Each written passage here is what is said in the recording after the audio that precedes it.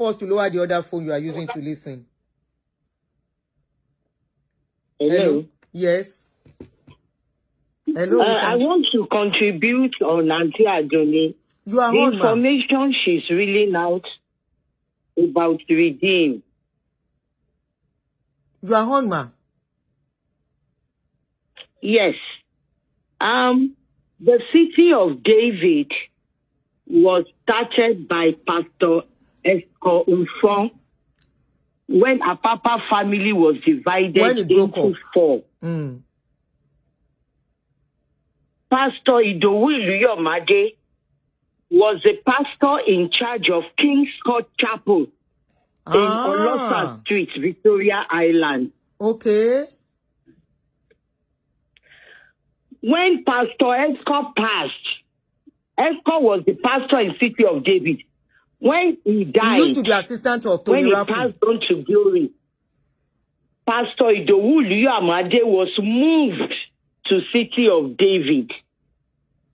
City of David did not have this building we are talking about, the Trinity Towers. Yes. They were in their old sanctuary.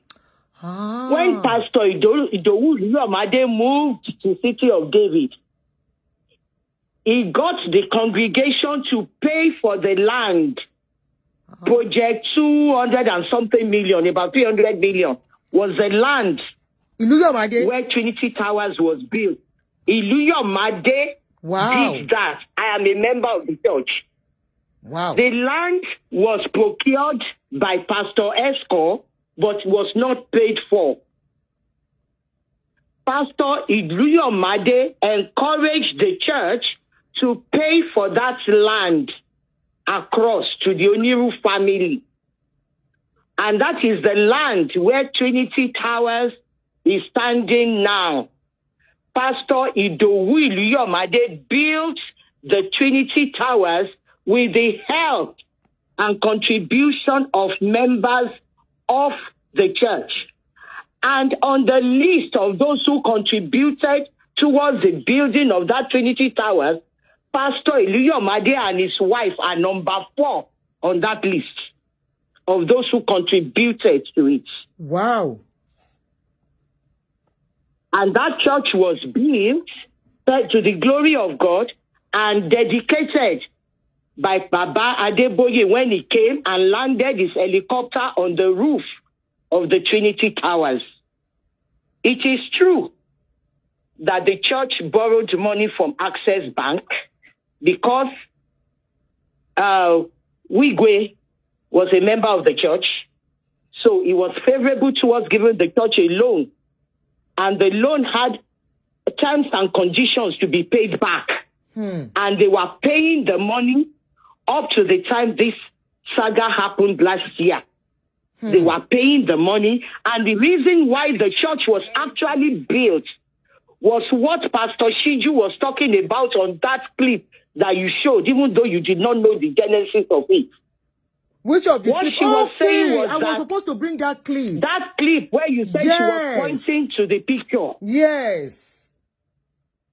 Yes. Where she was pointing to the picture. Yes, ma. Go ahead. Am I speaking to you yourself? Benny, ma. It's you I'm speaking to. Yes, ma. That video clip they show about 2 weeks ago, around Tashiju, Nawasi, photo, it was her vision. The vision of the Trinity Towers were the vision of Pastor Ide and Pastor Shiju. And the reason why they had the vision of building a 14-story was because they do not want the people to get tired of contributing money for projects upon projects. That a day will come that the congregation would have a donor fatigue, that they will not be able to contribute anymore. So let us build something that the rent we collect from that building will be used for all the projects of the church. According to what the Anglican Communion did by building their CMS building in Broad Street.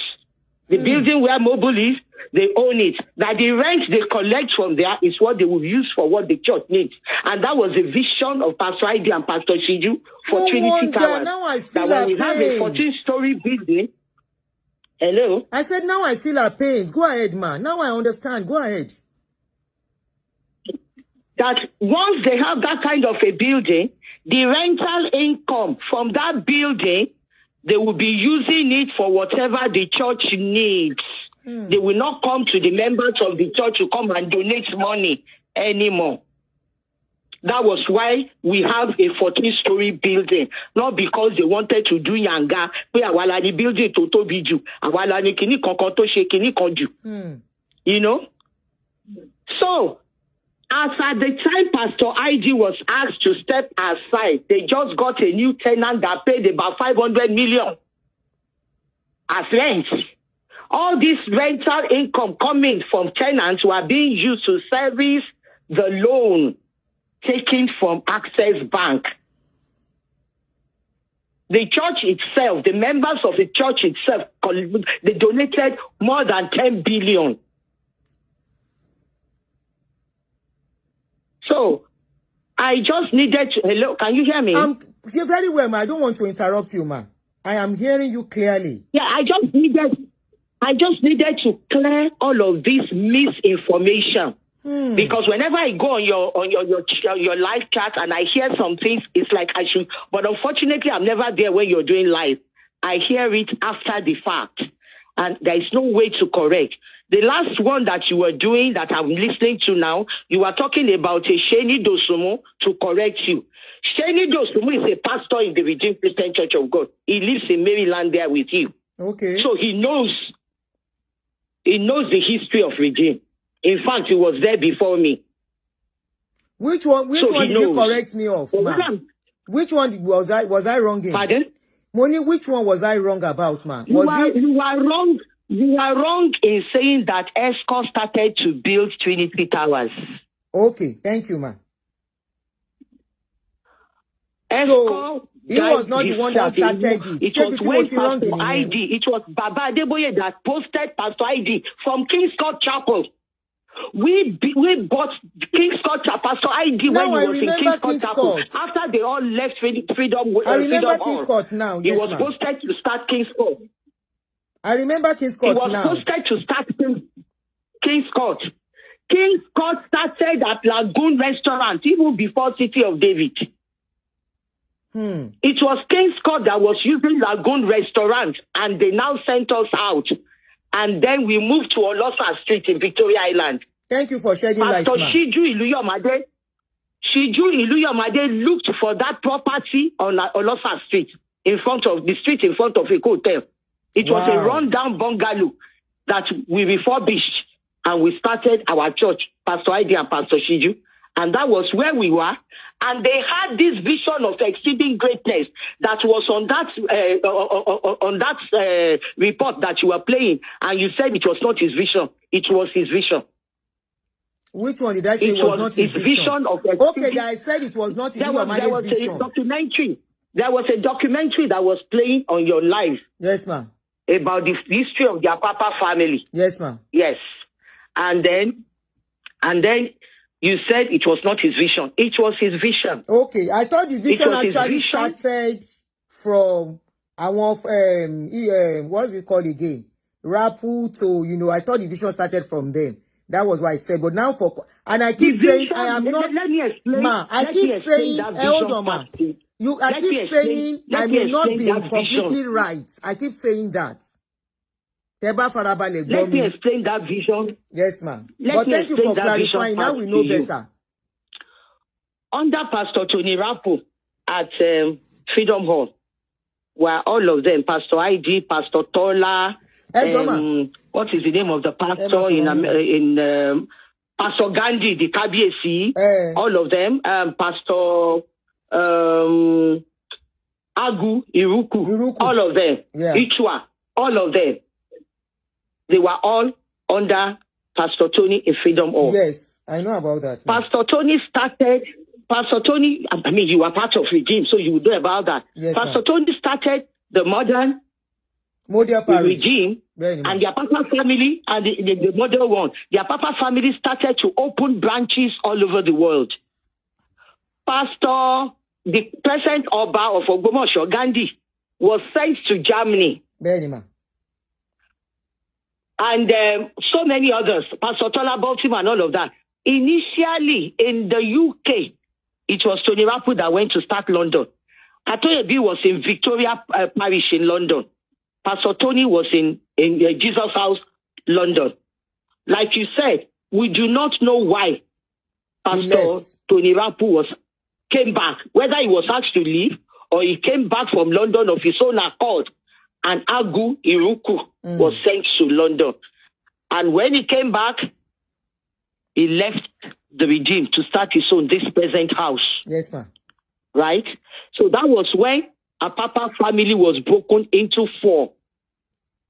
And then Pastor ID, who was an usher in Freedom Hall with his wife, was sent with, three of them were sent out. Spencer Onosode, the son of late Gamaliel Onosode, and Pastor Jide Koku, Spencer Onosode, and Idowu Iluyomade were sent out to start King's Court Parish in Victoria Island. And I started with them from day one of that parish at Lagoon Restaurant. When we left Lagoon, they sent us out of Lagoon. We were looking for where to go, worshiping in people's car parks, in people's offices, and all of that. Pastor Shiju now found this building on Olosa Street. It was an abandoned bank building, a bungalow. It was an abandoned bank building. And we started so I was right about that. Okay, ma'am. And the vision I'm talking about was what Pastor ID shared many times on many forums, that he had a dream and he was standing in front of Washington Memorial, but he did not see the head of that monument. He didn't see the head. He was just standing in front of it. And Pastor Tony Rapu was holding two scrolls. He was holding his scroll with one left hand and right hand. It was a short scroll. And then he saw himself holding one hand of his own scroll. And he did not see the end of that scroll. And that is why he believed that God gave him a vision of exceeding greatness. Because he did not see the end of his own scroll. And it was after that vision or the dream that he said he had that Pastor Tony left Redeem. And then from King's Court, we bought a land in the same Victoria Island, Kingston Street or Crescent, I don't remember now. Yes, ma'am. It is where the King's Court Chapel is built now. They have a 10-story church there. Pastor ID's vision, along with the members of the King's Court, bought that land. We bought that land.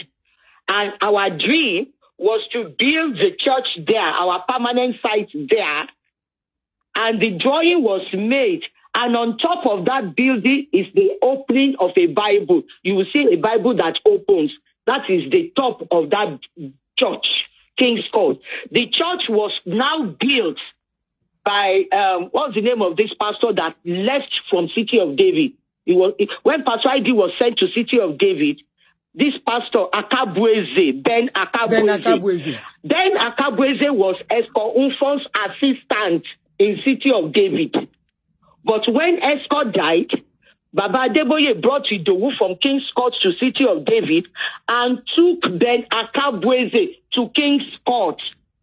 So Ben Akabweze fulfilled that vision of Idowu Iluyomade by building the King's Court, the 10-story building church, which is there now at Keystone Street in Victoria Island.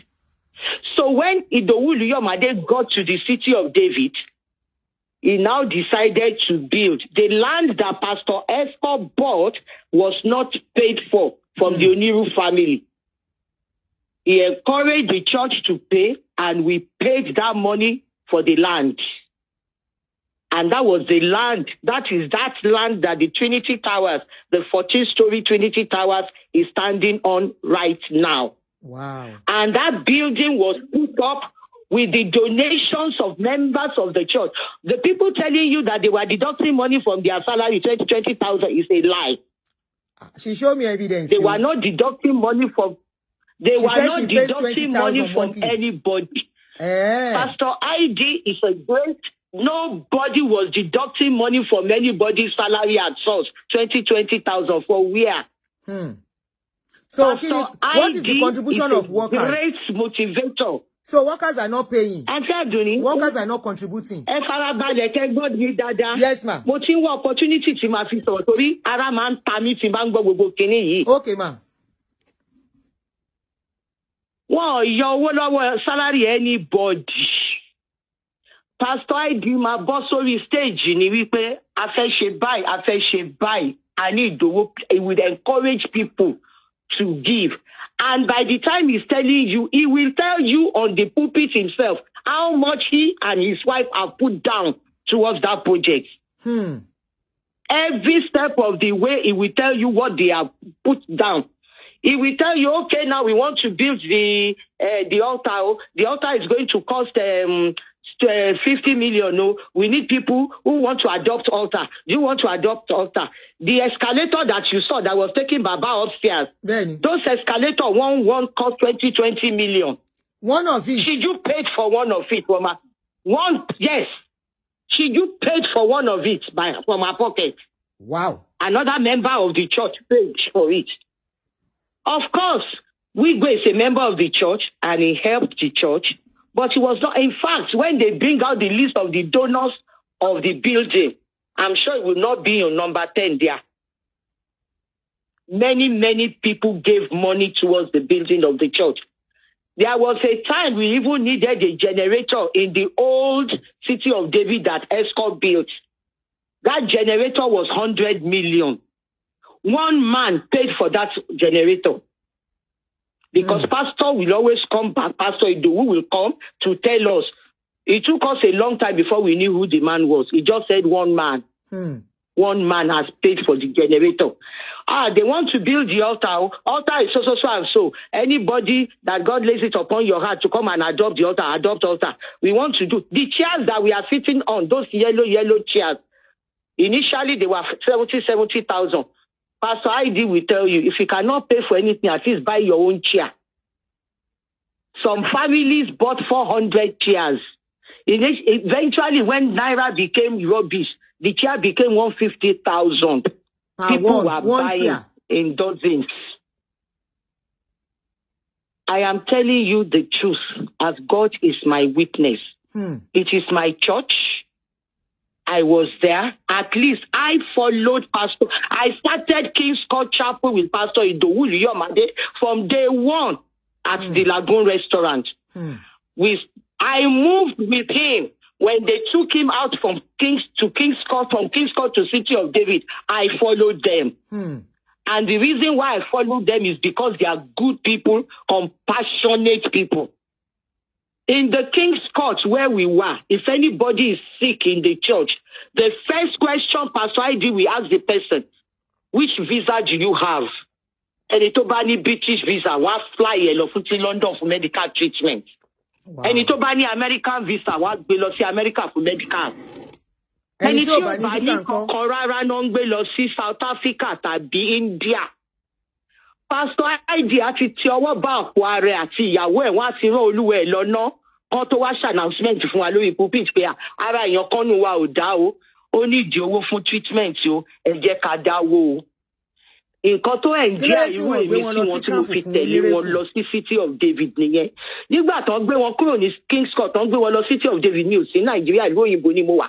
Okay, you've relocated, man. I'm coming straight to the City of David. I'm following him. Why would I follow a pastor? I will follow a pastor that I believe in. I will follow a pastor that is compassionate. I will follow a pastor that is humane. Somebody was telling you on one of your chats, nígbà tí Pastor Iluyomade dé City of David, wọ́n bẹ̀rẹ̀ school, nursery. It was nursery and daycare. The name of the school is what's the name of that school now? Maranti, ibẹ̀ ni granddaughter mi náà ti bẹ̀rẹ̀ school. I will remember the name of the school. It was daycare and nursery. From daycare and nursery, Pastor ID built a primary school for them. From his own money? From primary school, he built a secondary school for them. From his own money? Riverbank, the Riverbank. From the church money. But his money is there too. That is what I like about him. Shame, you can come out for church money. Church money that is used. Money is here, church in that. Not official, but OTT is about the highest in the contribution. The name of the school is the Riverbank School. To even the granddaughter, I mean, no. Then I want to say, I want my school. I want a church. Go Guara church to law money Riverbank School, not some school on a discount. Is it for? So is it everybody that can have? Can you tell us how much is granddaughter me lossy? How much is it, ma? The Riverbank. How much is it? How much is their school fees? Me not your school fees, but I want to let you understand something. It pay cheap because school taught them you go to UK to one share of school to make the school of an international standard. Okay. School to need Olympic size swimming pool. Wow. School to need stadium. Wow. School to lawful competition abroad. To buy medals wale. So it's not for everybody.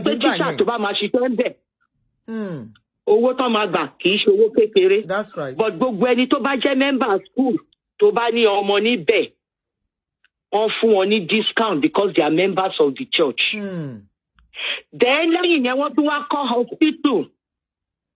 Hospital, yeah, healing stripes ni yellow one. You want 4 points by Sheraton. The hospital, yeah, one hospital, yeah, me go look register sibe. And every Wednesday. Go bring to buy their member church to buy lossy hospital here of anyone treat you one. Every member of Redeem. Hello, ma. Every member to buy get bona fide member of the church. Of City of David. So they need medical. While lossy best medical or fair. Then to us some teacher school here was a white woman. Yes. Nígbà tí pastor wa kún kú tíyàwó ẹ̀ jẹ́ ordinary teacher ń bẹ̀. Wọ́n rán obìnrin lọ sí ìlú òyìnbó kó lọ ṣe course to get more accreditation. Wọ́n dẹ̀ lé òyìnbó lọ wọ́n sọ obìnrin yẹn di head teacher. Òun ló yìí wà ń bẹ̀ nísìn. Ṣẹ́rí, kò sí bí ọmọdé ṣe fẹ́ jẹ́ ẹ̀kọ́ tí ò ní ra lọ́wọ́. Kò sẹ́ni tí ò ní fault. Ẹlẹ́ran ara ni gbogbo wa. Ṣùgbọ́n tí a bá dálẹ̀ tá a bá ń tún ṣàlẹ́yọ kọ̀ọ̀kan. Plus, ìdí ìdòwú Iluyomade àti ìṣíjú Iluyomade nínú Redeem yìí ṣe kékeré. Iṣẹ́ tí wọ́n gbé ṣe kìí ṣe kékeré. Wọ́n deserve nǹkan tó ṣe fún wọn. But whatever it is tó bá ṣe fún wọn, wọ́n ti ṣe, ó ti tán. But tá a bá ń sọ̀rọ̀ wọn, ká máa sọ òtítọ́ ọ̀rọ̀. Àpárọ̀ mọ́ wọn, ma. Ká máa sọ àhesọ. Àpárọ̀, ma. No. I'm not talking about you. Oh, I'm not talking about you as a person. Oh, okay. But you see the comments that come out every time you're talking about them, the narrative that is coming out is not palatable. Even when their matter is on social media, now they have their own church.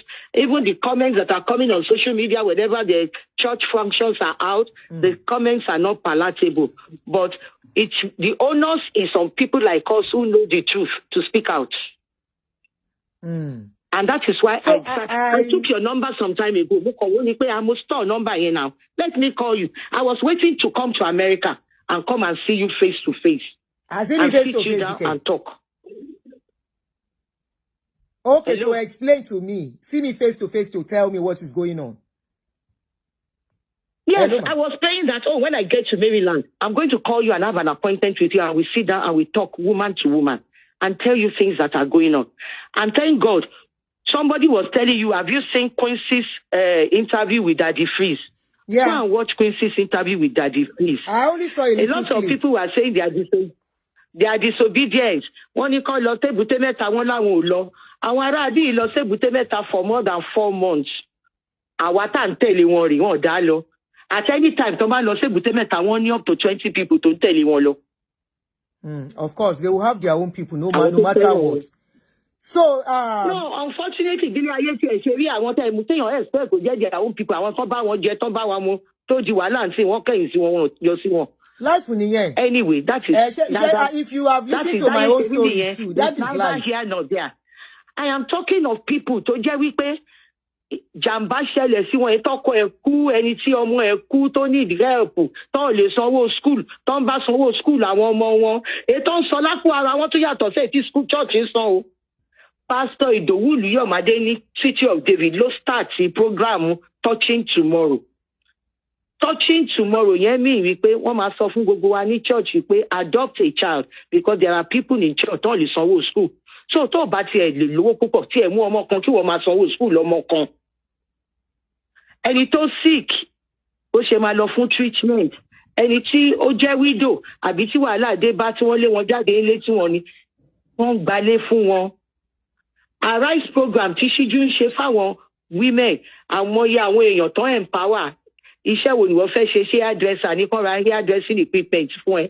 Ìwọ tó bá fẹ́ show ní kọ́ra grinding machine fún ẹ tó máa lọ́ta kọ́ra freezer kọ́ra gbogbo ẹ̀ kọ́ra shop fún wọn. Hello ma. Èmi yìí bá wọn bá yes ma. Can I ask you some questions, 1 or 2 questions ma, that I'm not too clear about. You said please go ahead. Okay, you said Ìdòwú Iluyomade started City of David, right? So was Abatwigwe? He was transferred. Towers. Esco Info started City of David. Building here is Trinity Towers. Okay. It was the Trinity Towers that Iluyomade started. That parish is City of David. It's the City of David parish. But the building is Trinity Towers. Okay, so it was Iluyomade that started the Trinity Towers, right? Building and the Trinity Towers. That is what I'm saying. So Iluyomade started that Trinity Towers. He built it. He paid for the land and he built it. Okay. With the church members. With the contribution of the church members. Contribution or with and loan? I'm telling you there was no loan. Church. Pardon? There was no loan to build the place. Of course, they took loan. Only most of it. Okay. But they call it 17 billion. The church it that 10 lare. So. They loan 7 orí 17. They so padà díẹ̀ because church ti ready nísìnyí ẹ ti gba tenant. So bówó ṣe ń wọlé from tenancy. They are paying the loan. Padà tán jẹ. Wọ́n ní agreement. But as at this time, Wigwe was part of the church, right? Wigwe was part of the church. Herbert was a member of City of David. Was it true that Wigwe was paying the choir members salary monthly? We keep saying allegedly. English, ma. Yes, ma. We have a regular choir. But Pastor ID, being the son of an Anglican priest, over the classical choir, and what a man called hymns, the cathedral. They were employed. Classical choir is not part of the regular church choir. Okay. But he brought them in. So for 3 months, he bought his salary, which was 30,000. That information was right there. What am I even saying? Was it even 30,000 or 10,000?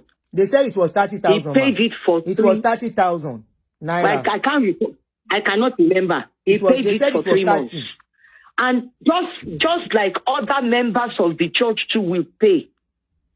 Just like other members of the church, no, to my rasho fún àwọn choir, to eat your Thanksgiving, one my traditional Ankara, and your corner lè supply gbogbo Ankara tí gbogbo wọn máa wọ̀. That was the kind of church we had, where our pastor led by example. So where all the workers being paid salary too, or just those choir people that are being paid salary? The other workers only the classical choir, and just for 3 months. Only for 3 months. Hello, ma. Ma, only for 3 months. Only for 3 months. Okay, ma. So, the 3 months, nothing for one. A church where the man was for like 18 years, 17, 18 years. Yes, outside if you want City of David. Sherry, and I'm glad you have been a member of City of Redeem. So you know what is happening to everything that we are all saying now. That was what happened. It's church close politics. to what happened. Church politics. Thank you. So, Sherry, it is not about who started what or who started what that really matters in what we are saying. If you follow what we are saying here, but how politics are being played and how people are being used and dumped. So it's not. I might get some information of when people left, how they left, but the most important thing I'm saying here is how they use them. After they are done using them, they don't care for you when they are going to send you away. That is what I am saying in the video. And I kept saying I might get some information wrong. I understand your own point of view. Absolutely. But the general people out there need to know the truth. So, and unfortunately, Pastor ID and Pastor Shiju are not talking. If and Pastor when they talk, ID and they Pastor misconstrue what they say. If Pastor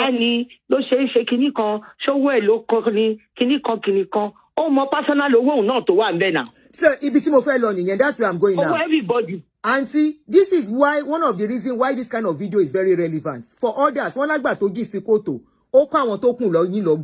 now, yes, my question is, when Iluyomade and the wife know they were putting so much in the church, were they not thinking of tidying up some things, some papers? Because I was like, I had that confidence they cannot send them away. I did a video past for that, saying, because I thought they would have done some paper. Did you watch that video? Your live show,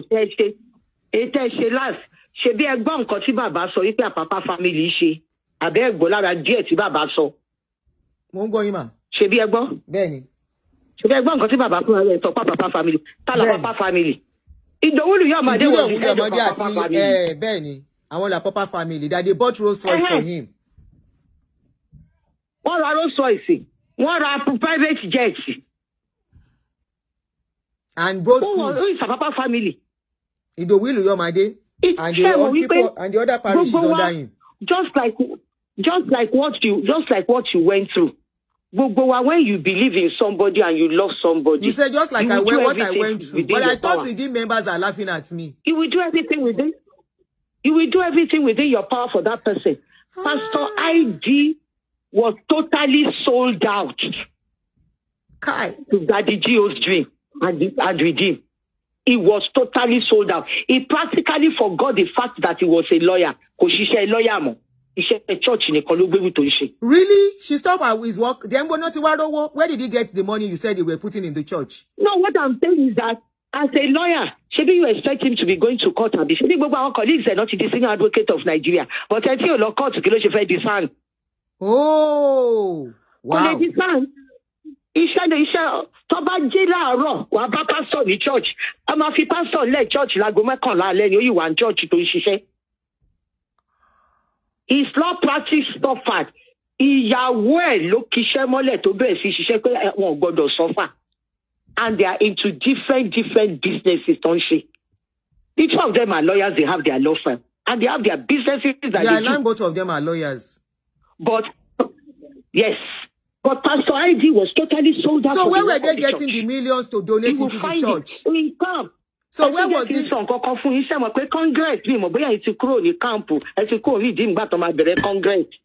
No, when you were there. Holy Ghost Congress. I was still there. But shortly after, you must stop. You are still there.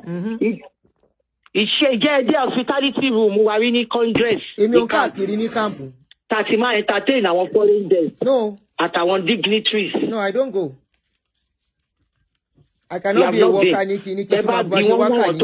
Members to one in America. They told them was in Nigeria for Congress. One so for you be shiri. See, I want you buba debe woman lie no ni. She drew Iluyomade lo she. I know Shiju was close to Mommy Gio very well. Congress to do a wadawo. Go jet on gender the enton juan in Loyibo ni. Go drink.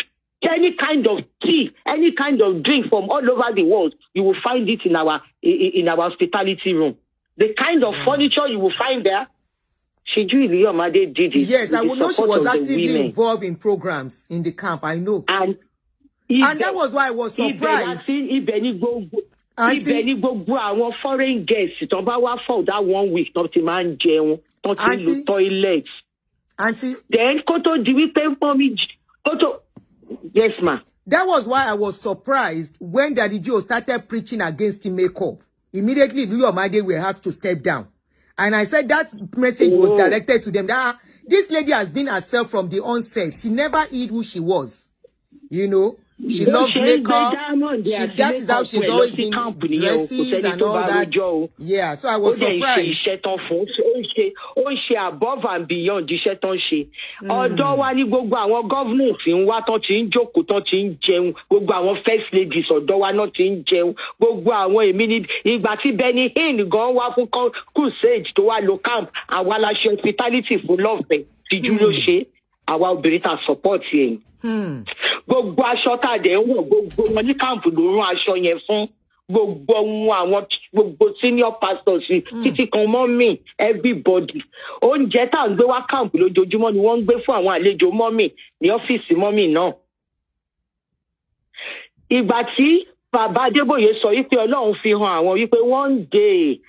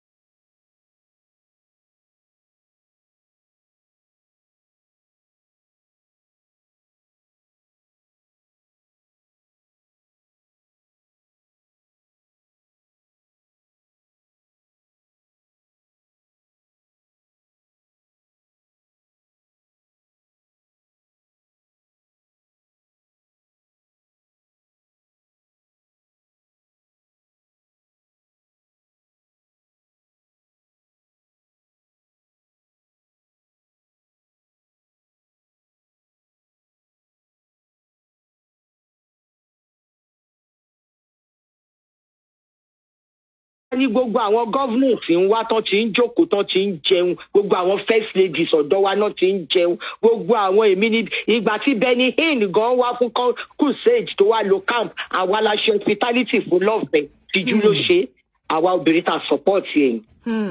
Gbogbo aṣọ tá a dẹ̀ ń wọ̀ gbogbo wọn ní camp ló rán aṣọ yẹn fún gbogbo àwọn gbogbo senior pastors títí kan mọ́mì everybody oúnjẹ tá à ń gbé wá camp lójoojúmọ́ ni wọ́n ń gbé fún àwọn àlejò mọ́mì ní ọ́fíìsì mọ́mì náà. Ìgbà tí bàbá Adébóyè sọ wípé Ọlọ́run fi hàn àwọn wípé one day the president of Nigeria will come and worship at the camp tí wọ́n lọ kọ́ presidential lodge tán kọ́ Síjú ló furnish ẹ̀ from head to toe. With her money. Àwa tá a ṣiṣẹ́ ń bẹ̀rẹ̀. Is it with her money? Ìgbà yẹn ni Ọbásanjọ́ wá dé síbẹ̀. Ilẹ̀ wí. With her own money to furnish the place. Bẹ́ẹ̀ni. Collecting contribution from members or our own pocket. No, they were announced. Okay, they were announced from the camp. We have project. They were announced in their church that we have a project. Okay. Anybody that wants to donate towards it. They now use to go and furnish where president will come. You know she will not do anything that is substandard. Benny, she has so class. At the end of the day, personal owó tiẹ̀ ló máa pọ̀ lórí nǹkan tó máa ṣe because it will be above and beyond. Okay. Congress room yẹn nísìnyí hospitality room tá a fi sílẹ̀. Àìmọye furniture tó wà ńbẹ̀ tó jẹ́ personal furniture tiẹ̀ ni wọn ò mú nǹkan kan jáde ńbẹ̀ ó fi kọ́kọ́rọ́ ránṣẹ́ lọ sí màmá. Fún Mama Adébóyè ni ó dẹ̀ dúpẹ́ lọ́wọ́ wọn for the opportunity to serve in that place for 27 years la fi ṣiṣẹ́ ń bẹ̀. Bẹ́ẹ̀ ni mú anything tó jẹ́ personal thing tí ẹ̀ jáde ń bẹ̀. But can they cannot go into the can they still go? Can they still go? Àti Adunni, I'm not saying everything. I'm not saying everything they did was all their money. I am not saying. I understand. You say people contribute. They were announced in the church. People will contribute to, and she will have their money too. But pastor and his wife will tell you, we pay towards this project. Oye báyìí ni àwọn gan ti fi síbẹ̀ látàkùn ara wọn. Ìyẹn ló máa encourage àwa náà láti dáwó. Pé ńgbà tí pastor ti sọ ilé àkọ́rọ́, jẹ́ káwa náà ká support pastor because it's for a good cause. Somebody said dialysis center tó wà ní hospital wa Healing Strides. Wọ́n ṣe dialysis fún àwọn tó ní kidney problem ní ọ̀fẹ́. Wọ́n ṣe dialysis fún wọn láì gba kọ́bọ̀. So wọ́n kàn labour lásán bẹ̀ yẹn. Ládùúrú labour yẹn. Pàṣẹ máa sọ fún wa wípé adopt a patient. Pé dialysis treatment ẹ̀yọ kan bóyá cost 30,000. How many do you want to pay for? Individual à ń sanwó so that àwọn tí wọn ò ní kọ́bọ̀ wọ́n á wọnú hospital yẹn á ṣe dialysis fún wọn lọ́fẹ̀ẹ́. Cancer screening center ní Surulere the same ni. Anybody can walk in. Hello ma. That place you mentioned, is it anybody that can go into the place? Anybody, or it has to be member alone? It's anybody. And they will get the help. And you will see it, their dialysis. In fact, if by any chance you get a documentary of the CSR, that was why Baba Adeboye made the general assistant to the general overseer on corporate social responsibility. That was the CSR. Tí ẹ bá wo mọ nǹkan kan, màá mú ìwé mo ń bọ̀ l'Amẹ́ríkà by next week. Màá mú ìwé CSR wá fún yín kẹ́ wo iṣẹ́ tí Iluyomade ṣe. The thing they did for that CSR. Ẹ̀rọ wa létí kí ló ń jẹ́ CSR yẹn ti gbàgbé àwọn kọ̀ọ̀kan. What is CSR forgotten? Wọ́n wá under study program wọn láti wo kí náà ṣe ṣe. Incubator tó wà ní Island Maternity lẹ́kọ̀ọ́ Ṣíjú ló rà lọ síbẹ̀. Ìyẹn ò tiẹ̀ come under redeem arise Ṣíjú ló gbé incubator lọ síbẹ̀ tó kọ́ hospital fún wọn ní àwọn villages ní àti classroom àti tó ṣe well fún wọn ní Abuja and the environs. Now my question, ma, when they were doing all this, did they think the redeem belongs to them? Or what? No, they did not think the redeem belonged to them. They believed that they were working for Baba and they were helping Baba to fulfill his dream. And they were They were fulfilled with what they were doing. They were doing good. Somebody said, could it be that the way they were giving money to Gio and buying things for him could be one of the reasons? Probably Gio thought the money they are making is huge. I don't know what happened, but all I can say is that a lot of Baba Furara won not be see pé Iluyomade ní baba kékeré. Nínú church kind of referring to it pé bóyá táwọn bá lọ ẹni tó máa succeed àwọn rẹ̀ so wọ́n ti ra ọ̀tá fún. Ọ̀tá yìí ò gan náà kà láàrin àwọn tó jọ ń ṣiṣẹ́ pastor yìí tí wọ́n fẹ́ kó kúrò ní exalted position. Ẹ̀yin ojú bàbá, ṣebí you know Pastor Fafora in America? No. He has a program on YouTube, open pulpit. Okay.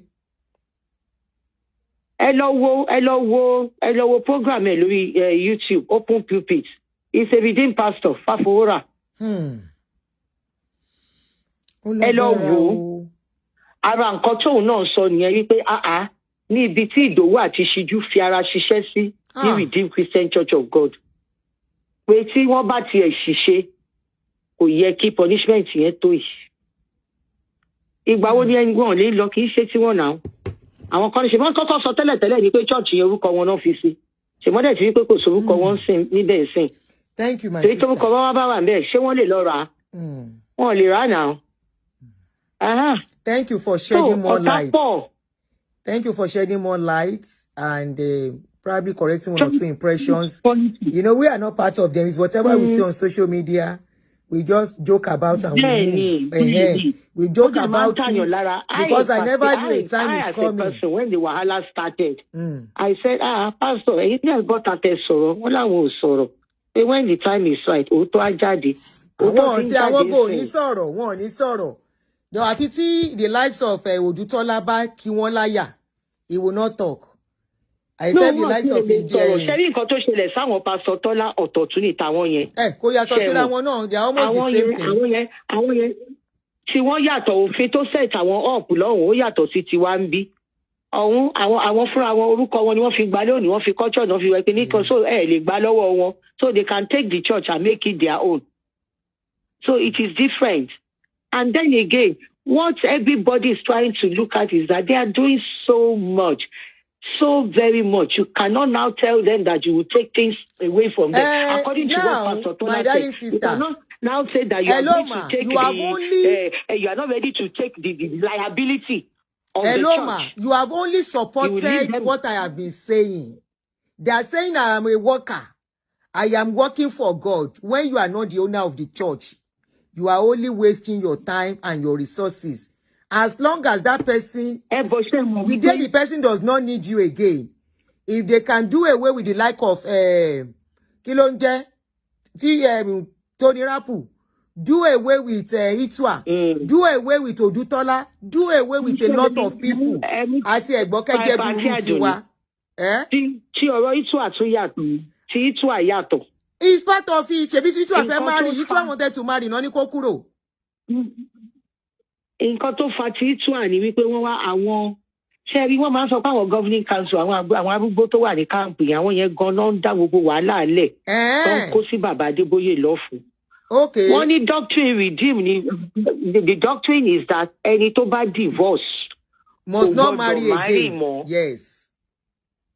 You will remain single for life. Ayé àbá bàjẹ́. So wọ́n wá lọ àwọn wá sọ wípé Itua divorce ó wá remarry. Where he can no longer be the parish pastor. I remember, I was part of it then. Head of the church. And as at that time, Auntie Adunni, he was not the only one to fi yẹn mú. Òfin yẹn náà mú Professor Abuaba tó jẹ́ pastor wọn ní parish Victoria Island. I think Resurrection, no, not Resurrection, Resurrection ni ti Itua. Kí lorúkọ parish wọn ní VIE. Ibẹ̀ ni Professor Abuaba kì í ṣe pastor. As bàbá yẹn náà at 80 something, he stepped down. Nígbà táwọn Itua náà láti step down. But nǹkan tó wá ká Itua náà lára ní pé ládùúgbò gbogbo iṣẹ́ tá a ṣe ń bí ẹ̀gbọ́n irú nǹkan báyìí. Òun náà dẹ̀ rọra find the way ó lọ set up nǹkan ti tiẹ̀. So that one is even different from even tàwọn Pastor ID yìí. Pastor ID ìyàwó ẹ̀ pé 60 ó ṣe party. Party and no was sensitive at that time. She committed an error. We are talking of 3 people in a family, a member of your church. Yes. But what I want to believe is that if they were ordinary people, they will not do anything. If those people were ordinary people. Mi ò sọ wípé it was right. I am not saying so. But nǹkan kan tó máa ń kọ́ ṣe mí ni pé bí Ṣíjú, Pastor ID àti màmá àti bàbá Adébóyè ṣe close to. Tí wọ́n bá sọ fún pé kó má ṣe party yẹn ṣe èrò kó má ṣe. But you are talking about a rich man. Ó ṣe party kọ́ lọ́rọ̀ tó wà nílẹ̀ yìí. I want to believe if the party. Nǹkan tí mo fẹ́ ká come to náà nìyẹn pé sábàbí ní party yìí, it was not the real issue. It is even like deeper than you and I. Planning how to get this church. And they now fell into that. It is deeper than me and you. That trap. It is deeper than you and me. I be me and you, Denny. It's deeper. Nǹkan tó ṣẹlẹ̀ yẹn is deeper than you and me. Ojú Ọlọ́run tó gbogbo. Thank you, ma, for shedding light. Nǹkan tó ká mi lára tí mo fi phone yìí pé we needed to set up, and some people need to speak about these people kí àwọn èèyàn mọ iṣẹ́ dáadáa tí wọ́n ṣe and not judge a book by the cover. Now, Auntie, you are talking about iṣẹ́ any sùúrù, Auntie. Can you please just hold on níbi tẹ́ dé yìí? You are talking about iṣẹ́ dáadáa tó ń ṣe. Ṣé mọ̀ pé ọ̀dọ̀ tiwọn ni lẹ́tà tèmi náà ti wá? Hello? Ọ̀dọ̀ tiwọn as well. They were our provincial pastors. They were our provincial pastor when I was sent away. So what are you saying? They never cared. What year did your husband pass that you got your letter? 2005. Okay, it was not yet the pastor then. It was not the pastor. It was not. Yes, it was ESCOM. It was not him. That's what I'm saying. It wasn't him. Yeah, it was not him. Yeah. But thank you for correcting that. But then again, ṣé mọ̀ wípé tó bá tiẹ̀ jẹ́ òun ni, ṣé mọ̀ pé they are all men under authority. Authority under Pastor ID. I know many widows. Sherry, even being pay escort, you saw well, any ọmọ jẹ́jẹ́ ni kìnnìkan, you know. Ìgbà tí ayé tí bí pé jẹ ní abẹ́ Pastor ID àti Pastor Ṣíjú, ìgbà tọ́kọ ẹ̀ wà láyé kò jẹ́rú ayé bẹ́ẹ̀. Oh, that's good. Ṣé bẹ́ẹ̀ mọ̀ pé wọ́n kọ́lé fún nípòlù? No, I don't. That's good to know. That's good. I've been wondering pé mi ò mọ ibi tán wà. I don't know anything about her. Gbogbo àwọn ọmọ ẹ̀ tó lọ school nílùú òyìnbó, wọ́n sanwó school àwọn ọmọ nílùú òyìnbó náà. Who was playing it? Àìmọye èèyàn tó jẹ́ wípé wọn ti ẹ̀jẹ̀ anybody tí wọ́n Pastor Ìdòwú Iluyomade àti ìyàwó ẹ̀ tá à ń sọ yìí. Nǹkan kan tó ẹ̀ǹdí àwọn sí èmi ni pé wọ́n ní ojú àánú. Kò sí ẹni tó sunkún lọ sọ́dọ̀ wọn tó padà jáde láì nu ẹkún ojú ẹ̀ kúrò. Bẹ́ẹ̀ ni èmi tí mò ń bá yín sọ̀rọ̀ ìwídò ni mí. Wọ́n bẹ́ẹ̀mi sanwó school o, but every time ni pastor mama bí mi pé ṣé mo wà all right. Are you sure? Because of that, èmi náà fi ṣe pastor in charge of widows and single parents. Any widow tó bá wà ní church has to register with me. Pastor Ìdòwú Iluyomade ló set up that department called Abyss Club. Abyss Club. Èmi ni pastor in charge of Abyss Club. Anybody that is a widow or a single parent comes to me. We pay school fees. We rent houses. We pay their house rent. We get jobs for them. We empower them with business that they will do. Thank you. We look after the children. Thank you for shedding light so that we can move ahead. We can move on. Pastor gbọ́dọ̀ rí èèyàn kankan tí ó go through problem. But if that was the case, why did they have a party after losing 3 members of their church same day? Ìyẹn ni mo ṣe ń sọ fún yín wípé that was very sensitive. No. Ẹ tún wá jẹ́ kí n tún fún yín ní background to that party again. Herbert and his family died on the 10th of February. Ṣíjú Iluyomade's birthday is 8th of January. She had picked the 11th of February as the day she would have her party. Okay. But all of a sudden, Sure. Herbert died with his family on the 10th. Yes. I'm going. Before they are dead, before anything. Last week, but she do to party to pick 11th of February. And she now said at one of the meetings that we had, Emi Olorun kan sọ fún pé kó change date yẹn. Okay. Adeni pé date wo ló fẹ́ mú. Ó dẹ̀ ló máa change ẹ̀ sí. Was it now 11th to 17th or 18th of February, which was a week or so after that 11th. So if it had been the original party that she wanted to have, it would have been ìjọ gbogbo Nigeria jí láti gbọ́ announcement wípé Herbert kú, that would have been the day of the party. But God knows why he ministered to her to change the date. So are you saying she has changed the date before the incident? She had changed the date. Okay. So how many weeks? Like 3 weeks after? She had changed the date. Okay. The original date would have been 11th of February. Okay. Which would have been the date 124 Herbert Fuwani Church. Níjọ́ tí pastor gun pulpit tó 24 Herbert Fuwani Church tó ń sun ẹkún bí ọmọ kékeré lórí pulpit. That was the day tó yẹ kán ṣe party yẹn. Okay. But she had changed it. So when the incident now happened. So that's why I'm now saying. Auntie, when the incident now happened, why didn't she cancel the party totally? That is why I am saying that I cannot talk about that. That is an error. It's inexcusable, but I cannot talk about it. But what was agreed was that scale it down. It's not scaling down. Cancel totally. 3 people. Father, mother, and 1 son. Ani auntie, nǹkan tẹ́ ń sọ yẹn, kò sí anybody tó lè controverse ẹ̀. Òdodo ọ̀rọ̀ ni. Ìyẹn mo ṣe sọ pé Ọlọ́run má jẹ́ kí èèyàn jí sí kòtò tí wọ́n ti gbẹ́ sílẹ̀ fún. Kò jí sí kòtò, wọ́n ṣe nǹkan tán fẹ́ ṣe ni. They did what they wanted to do.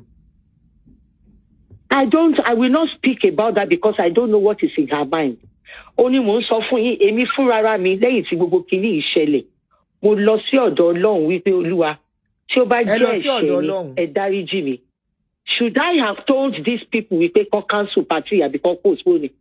Because the onus is on all of us to tell someone nǹkan tá fẹ́ ṣe yìí ẹ jẹ́ cancel it. But Manti, how come you know the information about other things and this party thing you don't want to talk about it? Sorry, kéèyàn máa sọ̀rọ̀. Ṣé ọ̀dọ̀ Ọlọ́run ni gbogbo wa padà lọ lọ́jọ́ kẹrin tá bá kú. Lọ bí kan ká bá kú Nǹkan àti tó ṣẹlẹ̀, nǹkan burúkú ni, àjálù burúkú ni fún family yẹn. And continuation of that party, even after that, èmi fúnra mi, mo tọrọ àforíjì ọwọ́ Ọlọ́run pé, should I have spoken up wípé ẹ má jẹ́ ká ṣe party? Bó ṣe rí ibi tí gbogbo ọ̀rọ̀ náà ṣe wá yé mi tó ni pé, àti gbogbo àwọn ará camp gbogbo wọn náà máa wá sí party yìí o. Ará camp náà wà ńbẹ̀. Gbogbo wa la wà ńbẹ̀. Gbogbo wa pátá la wà ńbẹ̀. The only person tí ò sí bẹ́ẹ̀ ni màmá àti bàbá o. Ṣẹ́yìn náà lọ party, were you there? Mo wà ńbẹ̀ o. Okay. Gbogbo wa pátápátá la wà ńbẹ̀. Ọlọ́run kó dáríjì gbogbo wa.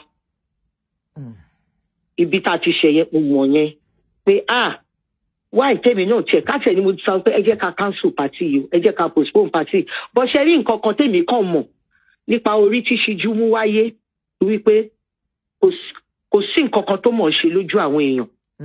Tí ó bá ṣe party yẹn wọ́n yẹ after tí a bá ti kú, èébú tán bu yẹn náà yìí máa kú. No, that's a lie, man. No, I'm not going to agree. Nobody will talk if she postpone it. Ṣé kí n sọ kankan? Ẹ lè sọ pé that's a lie.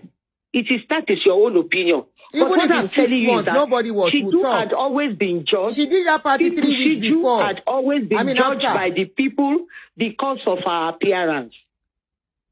They have always judged her by appearance. If you watch my video, I talk to people, I say, Shiju is not pretending.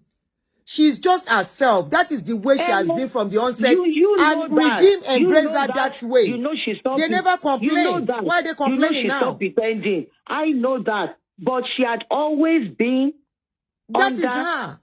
the microscope of the people judging her because how can a pastor's wife dress like this? How can she wear makeup? And makeup is too much. A wig is too much. So, actually, it's too flashy. Hold on, ma. Yes, ma. Torí time. Almost 1 hour. Let me see. Yeah, it is okay. Let it take over. 1 hour. It is took okay. over totally. But I thank God for the opportunity. Yes, to I'm glad you shed one-on-one. light too. Yes. You know. At least people are able to see that what Adunni is saying is making sense. Indirectly, you backed up what I've been saying. Unconsciously, you back up what I've been saying. Even while you are trying to clear and clear. Exactly. Especially Teni Baba is rubbing salt. How can Baba go to City of David and not give Iluyomade his flowers? His flowers. Share video. Is it this video you are talking of? Is it this video? Yes. This one? Yes. Okay, that is why you are upset. That yellow being yes. Okay. I am not really upset, really. I'm not really upset. He didn't give them the flower. And also because of a little bit of misinformation there and there to let you know the real story behind the thing. So you know, so Esco Lube Church, Idowu ló parí ẹ̀, kìíní kan, Esco ní nǹkan kan nínú church yẹn rárá. Èyí tó kọ́ ní old building tí wọ́n wà. Maybe Baba has forgotten how that place started. All Baba is concerned is that they are not owing money anymore. They are done paying. Yeah, maybe Baba does not even remember they exist as it is. Their chapter is closed. Yeah. Then there is nothing that has beginning that does not have end. When they were doing it for others, we were just tenants. You know, they were not the first to go through it. We did not even come to dedicate even this sanctuary. We didn't dedicate anything. What they being sorry helicopter, sọ̀kalẹ̀ sórí roof church. Bẹ́ẹ̀ni. Wọ́n sọ̀kalẹ̀ sórí helicopter níjọ́ yẹn tí gbogbo èèyàn kúnlẹ̀ tán rá bàbà. Bẹ́ẹ̀ni. Nígbà tí Ìdòwú bẹ̀rẹ̀ fundraising fún church yẹn, bàbá gan pẹ̀lú àwọn tán kọ́kọ́ bá wa dáwó, wọ́n dá 10 million. Àwọn dẹ̀ try you. Àwọn náà dá 10 million gbà yẹn. Àwọn ṣe ní dá 10 million. Àwọn Papa family ń tọ́jú bàbá. Ṣùgbọ́n náà náà fẹnu ara wọn sọ lé nìyẹn. Gbogbo àwọn church Amẹ́ríkà yẹn ti gbẹ́ lọ́lùbà. Papa family náà ni wọ́n nà. Wọ́n tọ́jú bàbá dáadáa. So àbọ̀ bàbá forgot to give them their flowers. Wọ́n dẹ̀ fi gbogbo ara ṣiṣẹ́ fún wọn. Ọba rọ́jú kí Ìdòwú pé kó pé 70 kó dẹ̀ retire. That would have been the best. Okay, and he's almost 70. He's almost 70. He should be like 65, 66, Abi. He's 65 this year. I'm right in Bayen. 65 going to 70. Okay, they will have just given him 5 years more and let him retire. Yes, proudly. He will retire now. Like Benny, like what happened in the Winners. They shouldn't have just retired them just like that. You know? I mean, they shouldn't have sent. No, I want one send the one away, but kind of, one send the one away, no. Oh, Lagbara. Let's see if every other person. Thank you so much, ma.